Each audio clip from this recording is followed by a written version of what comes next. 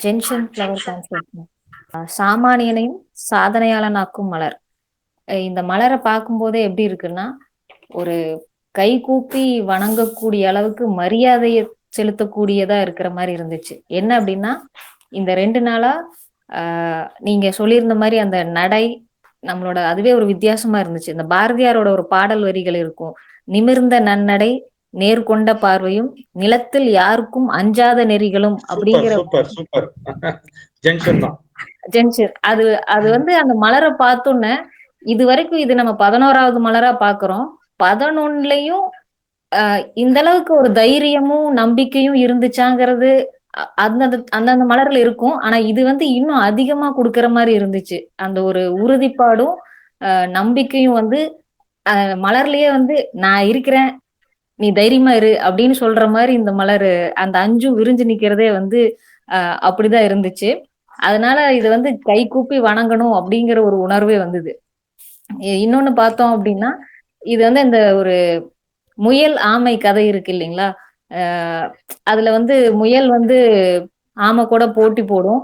ஆமை வந்து விடாம முயற்சி செஞ்சு அந்த போட்டியில ஜெயிச்சுரும். அப்போ அது வந்து தன்னம்பிக்கையும், பொறுமையும் இருந்தா, விடாமுயற்சியும் இருந்துச்சு அப்படின்னா, நம்மளுக்கு வாழ்க்கையில தோல்வியே இல்ல, தொடர் வெற்றி தான் அப்படின்ற சொல்லக்கூடிய மலரா இருக்கு.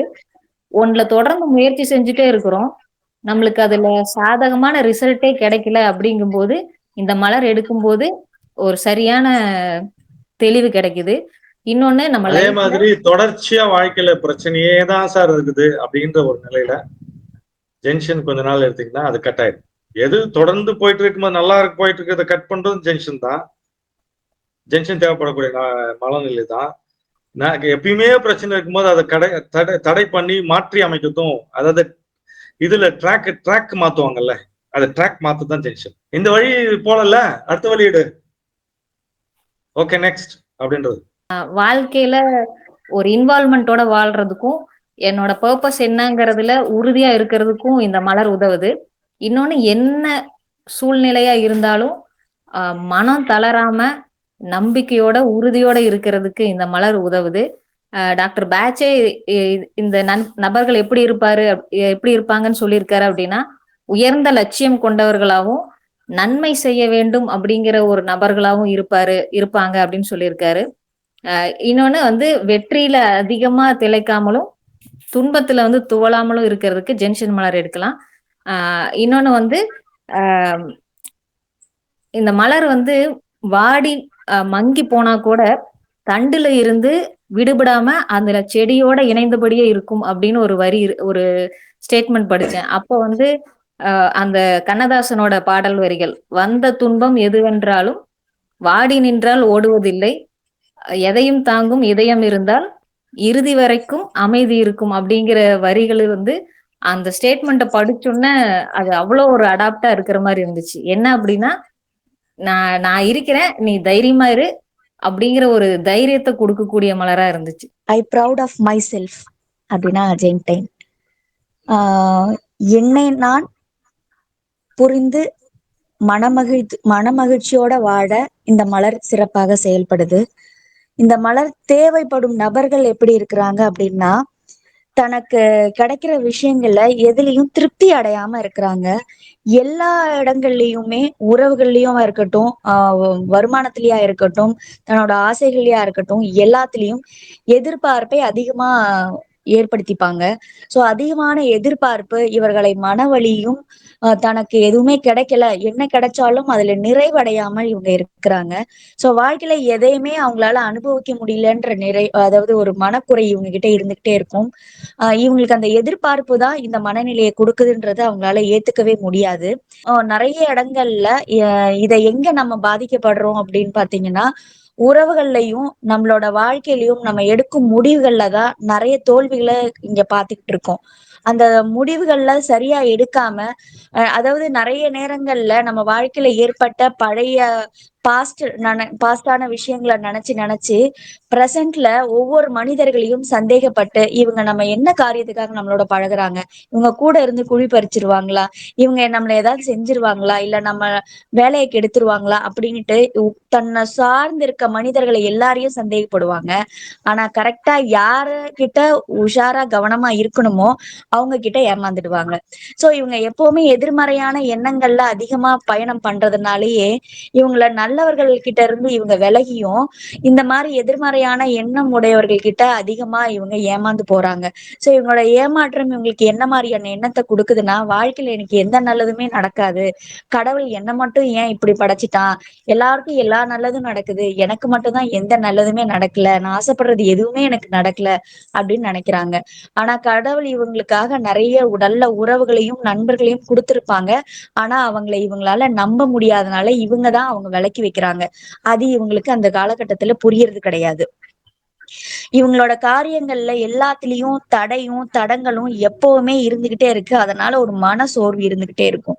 ஒரு சில நண்பர்கள் என்ன பண்ணுவாங்க அப்படின்னா, எனக்கு எல்லாத்துலயும் பிரச்சனை, எப்ப போன் எடுத்து எப்படி இருக்கேன்னு கேட்டாலும் ஆமா எங்க என் வாழ்க்கையில எப்பவுமே பிரச்சனை மட்டும்தான் இருக்கு அப்படின்னு சொல்லுவாங்க.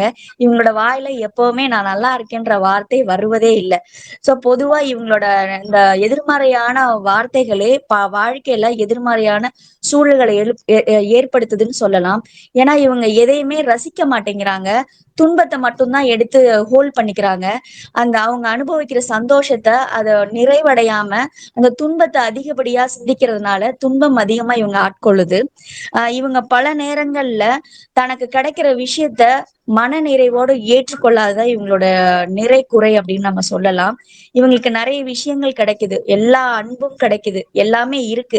ஆனா இவங்களோட சந்தேகம் அப்படின்ற பார்வையும் இவங்களோட கடந்த கால வாழ்க்கையில ஏற்பட்ட துன்பம் தான் இவங்களோட பிரசன்ட்ல என்ன கிடைச்சாலும் ஏத்துக்க முடியாம இவங்க தவிக்கிறாங்க. பல நேரங்கள்ல இவங்க தன்னை ப்ரூஃப் பண்ணணும்னு எதிர்பார்த்துக்கிட்டே இருக்கிறாங்க. நான் இவங்க கிட்ட ப்ரூஃப் பண்ணிடணும் அப்படின்னுட்டு இவங்களோட வாழ்க்கை எல்லாம் நல்லா போய்கிட்டே இருக்கும். திடீர்னு ஏற்படுற இழப்பு, அதாவது உடல் நலமா இருக்கலாம், குடும்பமா இருக்கலாம், இல்ல பிசினஸா இருக்கலாம். திடீர்னு நல்லா போயிட்டே இருக்கும், உடம்புல திடீர்னு படுத்த படுக்கை ஆயிடுவாங்க. ஏகப்பட்ட நோய், ஒரு குறிப்பிட்ட ஒரு 3 வருஷமா நான் மருந்து மாத்திரை ஹாஸ்பிட்டல் தான் அலையிறேன், என் வாழ்க்கை ஏன் இப்படி போயிடுச்சு அப்படின்னு நினைக்கிறவங்க தொடர்ந்து ஜென்ஷன் எடுக்கும் பொழுது அவங்க கண்டிப்பா அதுல இருந்து விடுபடுவாங்க. குடும்ப உறவுகள்ல தோல்வி, துரோகம், நம்பிக்கை துரோகம், பண இழப்பீடு இது மாதிரி ஏற்பட்டிருக்கு. வாழ்க்கையில நான் எல்லாத்தையும் இழந்துட்டேன், இன்னைக்கு நான் ஜீரோவா இருக்கேன்னு எல்லாத்தை விட்டு விலகி நிப்பாங்க. அடுத்தவர்களை பார்த்து ரொம்ப ஏங்குவாங்க, ஏன் கடவுள் எனக்கு இப்படி கொடுத்துட்டாங்கன்னா அந்த எண்ணங்கள் வரும் பொழுது நம்மளோட தவறுகளை சிந்திக்கிறதுக்கு பதிலா நம்மளை எப்படி பேலன்ஸ் ஆகி நம்மளை நம்பி அடுத்த கட்டத்துக்கு நகரணும்ன்ற புரிதலுக்கு இந்த மலர் சிறப்பாக வேலை செய்யுது. வாழ்க்கையை சிறப்பாக வாழ ஜென்ஷன்ல நீங்க என்ன தெரிஞ்சுக்கணும் அப்படின்னா, ஒரு தொந்தரவு வருது, ஒரு பிரச்சனை வருது நமக்கு அப்படின்னா, அந்த பிரச்சனை மத்தவங்களுக்கு சொன்னா எதனா விளையுமா, எதனா லாபம் இருந்தா மட்டும்தான் சொல்லணும். மற்றபடி யாருக்கிட்டுமே பகிரக்கூடாது.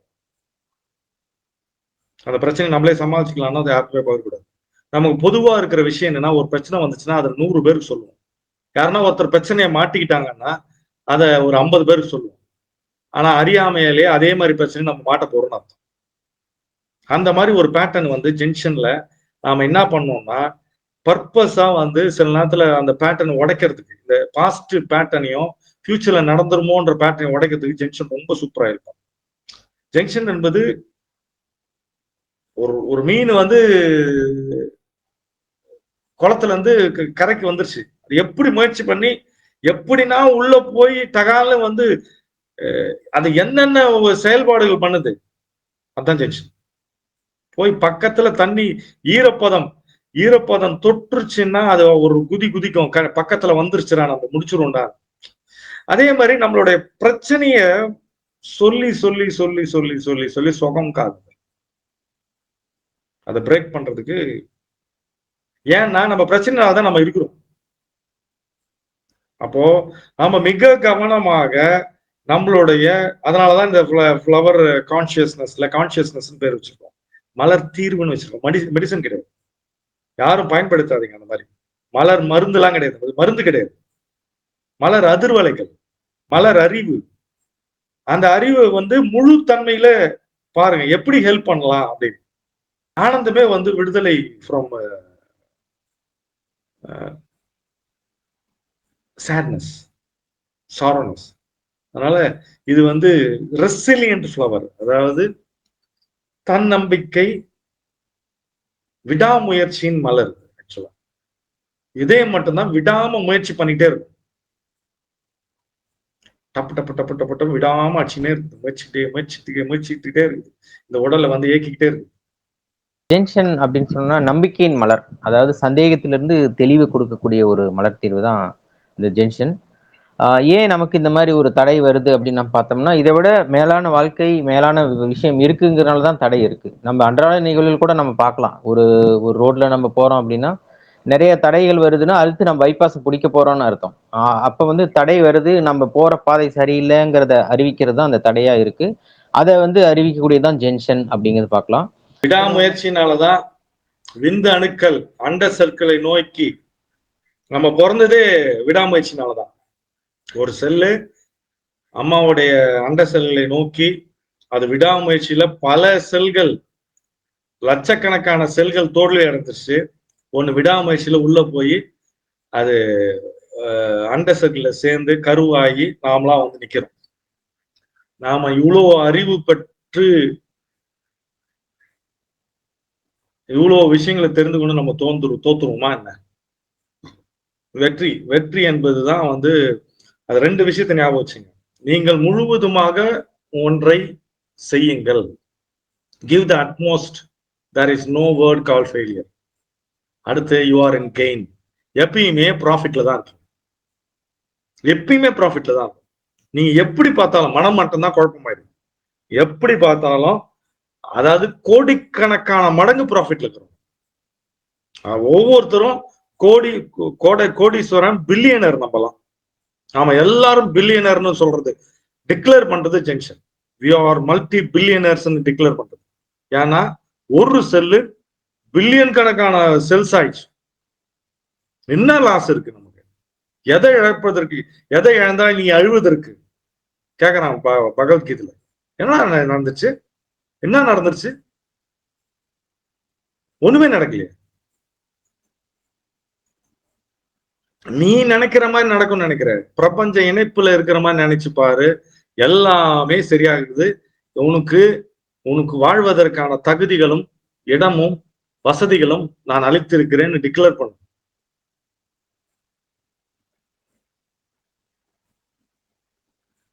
இறை நம்பிக்கை இருக்கிறவர்கள், பிரபஞ்சத்தின் மீது நம்பிக்கை இருக்கிறவர்கள் யாரும் துன்பத்தை மட்டும் தோழ மாட்டோம். துன்பத்தை கண்டு தோழாமலும் இன்பத்தினால் திளைக்காமலும் சமநிலையில் இருந்து மேல போய் நிக்கிறோம். மிக உறுதியான மலர். ஒரு 2-3 நாளா அப்படியே பாக்குறது, பேசுறது, நடவடிக்கைகள், நம்ம செயல்பாடுகள், நம்ம வெளிப்படுத்தும் விதம், நம்மளுடைய வார்த்தையினோட வீச்சு, நம்மளுடைய நடை உடை பாவனை, நாம போட்டிருக்க ட்ரெஸ்ஸுடைய தோரணைகள், வண்டி ஓட்டுற தோரணைகள், சமைக்கும் விதம், தூங்கும் விதம், பார்வையின் விதம், பிரபஞ்சத்தை நோக்கும் சமயங்கள் எல்லாமே வந்து ஒரு அத்தாரிட்டி இருக்க. நானு எல்லாத்துக்கும் நம்ம சொந்தக்காரனா இருந்தா எப்படி இருக்கும்? அப்படிதான். உலகம் பிறந்தது எனக்காக, ஓடும் நதிகளும் எனக்காக, எல்லாமே எனக்காகன்னு ஒரு தோரணம் இருக்குங்களா ஜங்ஷன். மல தீர்வுகளை உங்களுடைய மனத்தீர்வுகளுக்கு, ஆன்மாவின் மொழியை தெரிந்து கொள்வதற்கு பயன்படுத்துங்க.